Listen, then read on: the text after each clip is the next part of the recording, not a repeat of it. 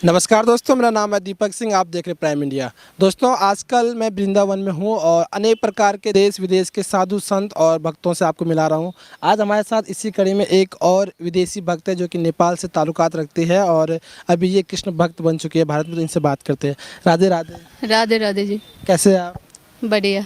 अपना नाम और अपने देश का नाम बताइए। मेरा नाम है दीक्षा नेम पायस्विनी देवदासी और मेरा कंट्री है नेपाल। और आपका पहले क्या नाम था? पार्वती। पार्वती आपका पहले का नाम था। तो दीक्षा कब लिया आपने? हो गया 1 साल हो गया। 1 साल हुआ। जी। और इस 1 साल से पहले आप नेपाल में रहते थे या भारत में ही रहते नहीं, मेरे हस्बैंड इंडियन है, तो मेरा मैरिज हो गया 20 इयर्स। तो मैं इंडिया और कभी केन्या में भी रह के आ चुकी हूँ इसी सिलसिला में प्रचार प्रसार के लिए मेरे हस्बैंड के साथ। और 12 ईयर्स हो गया वृंदावन में। 12 साल हो गए वृंदावन में कृष्ण भक्ति में आए हुए। और कृष्ण भक्ति में आए बचपन से ही। बचपन से ही? हाँ जी। मेरा एक मासी का लड़का है, मायपुर गुरुकुल में पढ़ते इस्कॉन में, तो उन्होंने हमको इस्कॉन लाने जाने करते थे। तो शादी से पहले से ही हम इस्कॉन से जुड़े हुए। अच्छा, मतलब आप पहले इस्कॉन में घूमने आते थे और फिर भक्त बन गए? कह सकते हैं। हाँ जी, हाँ जी। थोड़ा बैकग्राउंड के बारे में बताइए कि आप नेपाल से थे, आप क्या करते थे, कितने पढ़े हो, थोड़ा अपने बचपन के बारे में बैकग्राउंड। हाँ, मैं 12th कर रही थी तो मेरा शादी हो गया। मेरा हस्बैंड इंडियन है। मेरा हस्बैंड साउथ से, बेंगलोर से, तो उन्होंने मैकेनिकल इंजीनियर किया है। तो वो इसी भक्ति लाइन से प्रभावित होकर घर छोड़ के चले गए थे इस्कॉन में। हम लोग वहीं मिले थे, तो हमारा वहीं शादी हो गया था। मैं 12th ईयर्स में पढ़ रही थी। तो आप मिले तो फिर कितने दिनों बाद आपने डिसाइड किया कि आप शादी करेंगे? मेरा पहले हमारा शादी होने वाला था अमेरिका में, एक अमेरिकन प्रभु जी से।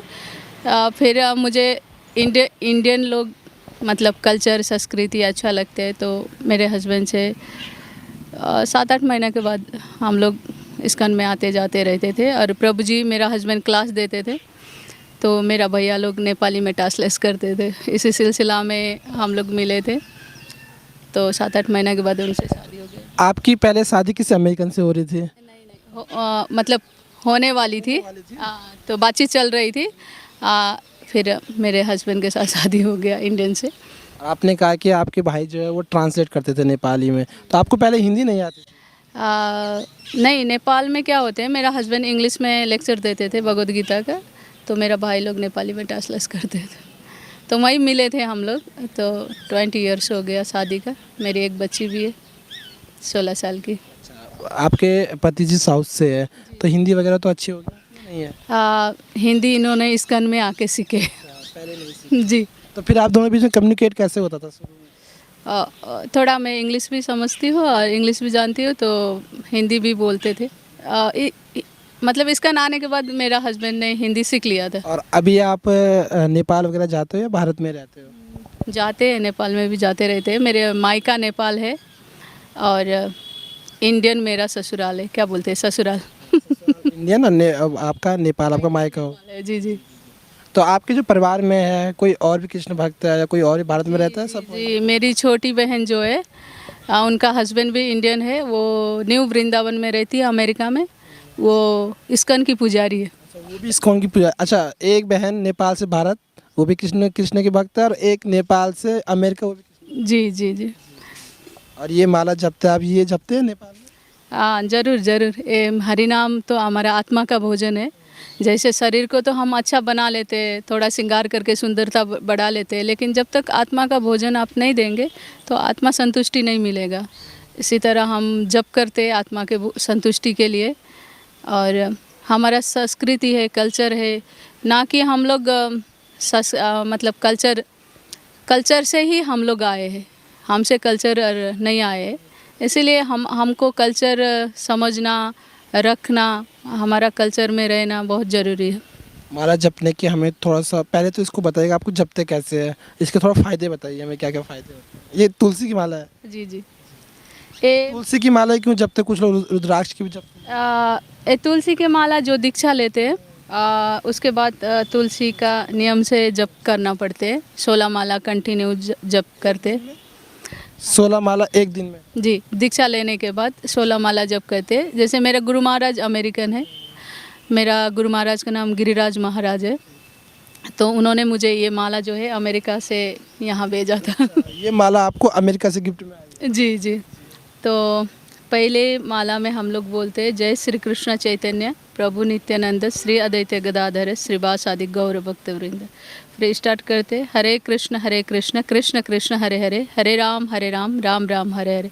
एक एक माला में, एक एक मोती में एक एक मतलब हरे कृष्ण महामंत्र बोलते बोलते 108 माला जो है पूरा करते हैं। 108 माला 16 बार करने हर बार? और नियम है ऐसी, तो आप जितना आपके पास टाइम है ज़्यादा भी कर सकते हो, और जितना ज़्यादा करें तो आपके लिए फ़ायदा ही है। और अगर आप ये 108 राउंड पूरे 16 बार करते हैं हरे कृष्ण महामंत्र का जप करते हुए, तो इसमें पूरा टाइम कितना लग जाता है?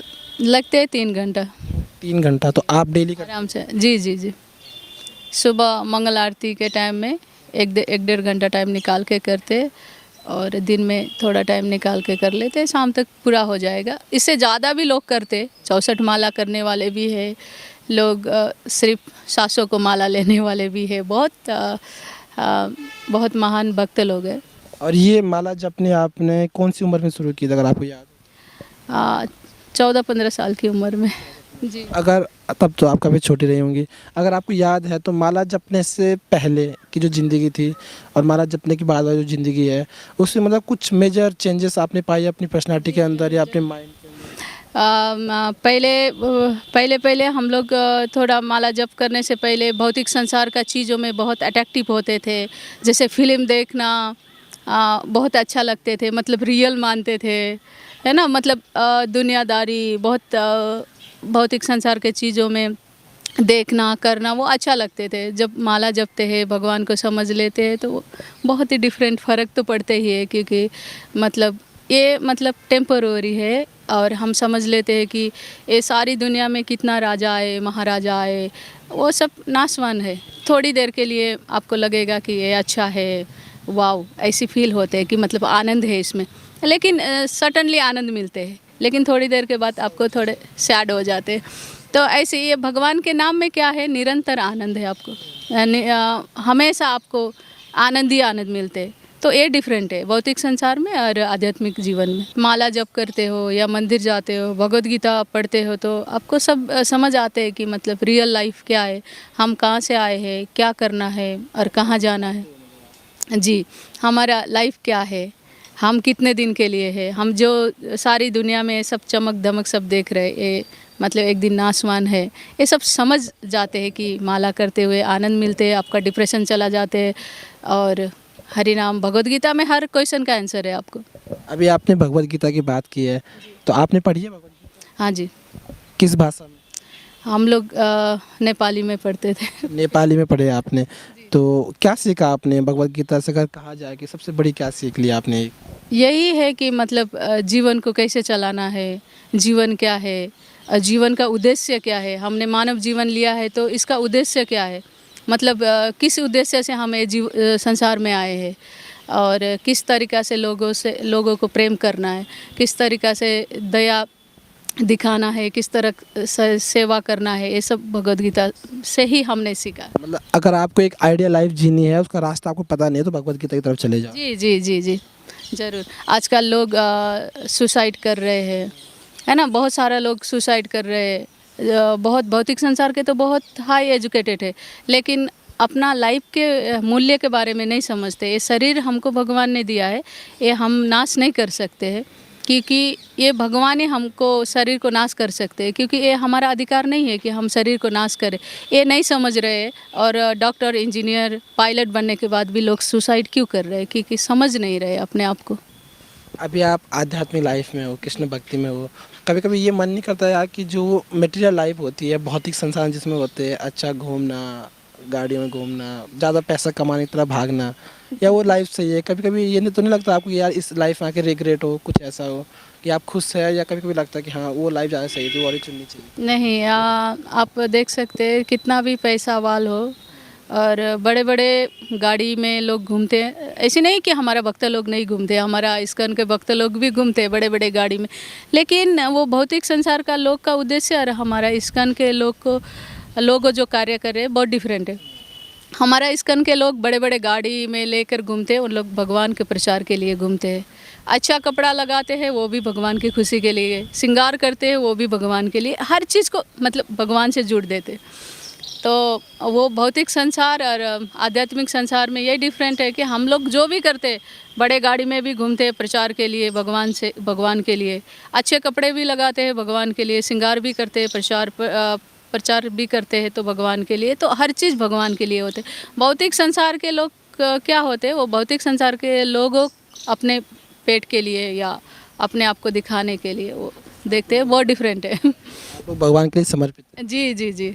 अच्छा, आपने तुलसी की माला पहनी हुई है, इसको धारण करने के कुछ नियम होते हैं, ऐसा कुछ है कि जब हम इसे पहन लेंगे तो कुछ नियम वगैरह फॉलोज करने जी जी जी, ये तुलसी के माला जो पहनते हैं और मांस मछली नहीं खाना होते, तामसिक चीज़ जो है लहसुन प्याज भी नहीं खाना होते, और ये तुलसी महारानी स्वयं है, तो ये अकाल मृत्यु भी नहीं होते तुलसी की माला जो पहनते हैं।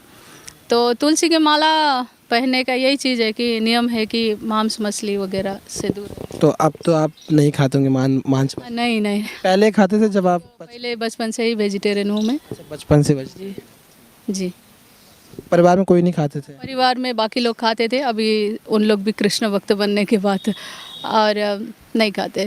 परिवार में पहले मीट मछली चलती थी, अब? जी जी जी, नहीं चलते। और कैसा लगता है आपको भारत में? बहुत अच्छे लोग हैं भारत में, बहुत ही मतलब बोलते हैं ना, भारत में जन्म लेना ही बहुत बड़ी बात है। मतलब भारत में जन्म लेते ही भगवान के नाम सुनाई देने लगते हैं, भगवान के नाम रखते हैं, तो भारतवासी बहुत ही अच्छे लोग हैं, बहुत ही दयालु है, बहुत उन लोग को अंदर प्रेम है, प्यार है, तो बहुत अच्छे लगते हैं मुझे। जैसे आपका जन्म नेपाल का है, अभी आप भारत में रह रहे हो, आपने बोला केन्या भी घूमे, कई देश आप घूमे हैं प्रचार के लिए, तो और देशों से किस प्रकार आपको भारत अलग लगा, क्या विशेष है यहाँ पे? सब प्रकार से डिफरेंट है, यहाँ के लोग बहुत ही अच्छे लोग हैं, और सब मतलब जीव सब जगह पे अच्छे हैं, लेकिन हम लोग तो प्रचार प्रसार में सब में भगवान देखना चाहिए। जैसे मीराबाई सबा बादर में कुत्ता में क्या बोलते हैं, और गायों में, सब में मतलब मनुष्य में भगवान देखते थे। इसी प्रकार हम सभी लोग अच्छे हैं, लेकिन इंडियन लोग, भारतवर्ष में जन्म लेने लोग बहुत ही महान है, और भारत के लोग बहुत ही अच्छे लोग हैं। ये आखिरी सवाल है मेरा आपसे, अंत में भक्ति के बारे में कुछ बताइए, भक्ति क्या है और हमारे लिए क्यों इम्पोर्टेंट है, उसके क्या फ़ायदा हमारे जीवन में हो सकते हैं? भक्ति हमारा कल्चर है, संस्कृति है। इसको छोड़ के हम लोग दुनियादारी, पैसा, बड़ा बड़ा बिल्डिंग या बड़े बड़े गाड़ी इस तरह से भागेंगे तो लाइफ में कभी भी आनंद नहीं मिलेगा, सुख नहीं मिलेगा, क्योंकि वो टेम्पररी सुख अनुभव जैसा लगेगा, लेकिन अंत में आपको दुख ही मिलेगा। इसीलिए सब लोग भक्ति करना चाहिए, मंदिर जाना चाहिए, हमारा कल्चर को अपनाना चाहिए, और हमारा संस्कृति को बचाना चाहिए, सबको सिखाना चाहिए। जैसे आज हमारा विश्व में हमारा सनातन प्रचार प्रसार हो रहे, तो ये मंदिर जाने से, माला करने से, भगवद गीता पढ़ने से आपको रियल लाइफ के बारे में पता चलेगा। इसलिए आप लोग भक्ति में आना चाहिए। अभी आपने सनातन की बात की है, सनातन क्यों विशेष है, क्यों अलग है? क्योंकि सनातन जो है सभी है इसमें। सनातन मीन्स ऐसी नहीं है कि ये धर्म नहीं है, मुस्लिम धर्म, हिंदू धर्म, ये धर्म नहीं है। सनातनी जो है सभी लोग मतलब पूरी दुनिया, पूरा विश्व, सब लोग अपने आप को सनातनी कहाँ मानते हैं? आपने कहा कि चाहे हिंदू हो गया, चाहे मुसलमान हो गया, सब सनातनी है, लेकिन मुस्लिम लोग तो मानते नहीं अपने आप को सनातनी। हाँ, वो मानते नहीं, लेकिन उन लोग भी है सनातनी। जैसे आप आग को देख सकते हैं कि आग को जैसे वो क्या बोलते हैं, आग को वो फायर होते हैं ना, गर्म होते हैं ना, उसको अलग नहीं कर सकते। आग गर्म होते हैं तो उसको अलग नहीं कर सकते। इसी तरह हम सारे जी, इसी तरह हम लोग सब सनातनी है, सब एक ही है, या मानो या ना मानो, ये आपस में भेदभाव नहीं है, सभी अच्छे हैं सभी। तो इसी तरह अलग नहीं कर सकते, इसी तरह हम लोग पूरा लोगों को किसी को भी अलग नहीं करते। हमारा इस्कॉन क्या है, लोगों को जोड़ रहा है, पूरी दुनिया को जोड़ रहा है, ना कि तोड़ रहा है।